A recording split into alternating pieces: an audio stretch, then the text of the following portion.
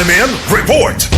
Nasikop ang tulo ka lalaki, lakip ang drug den operator nga si JR sa gihimong bypass operation sa PDEA 7 sa sitio Eusebio, barangay Subangdaku, Mandawi City. Nakuhaan sila og 16 ka gramo nga gituha ang shabu nga nagkantidad og 108,800 pesos, patkaway sud nga sachet nga adunay drug residue, bypass money ug drug paraphernalia. Gipahibaw sa PDEA 7 nga ang operasyon gitumong kang JR nga giilang nga operator sa drug den. Naapil usab sa pagkadakop sila si Alken, 45 anyos, ug Robert nga 21 anyos nga puro residente sa Subangdaku. Si JR nadakpan na kaniadtong tuig 2013 ug nakagawas pinaagi sa plea bargain. Samtang si Alken gidakop niadtong 2015 ug nakagawa sa probation. Gisurveillance sa PDEA 7 sa JR sud sa duha ka semana human makadawat og tip gikan sa usa ka informant ug barangay official. Gisusi sa intelligence report nga makabaligya sa JR og 20 ka gramo nga shabu matag semana. Gikatakda nga pasakaan og kaso ang tulo alang sa pagbaligya og ilegal nga droga, maintenance ug pagbisita sa drug den ug pagpanag-iya og droga ug drug paraphernalia.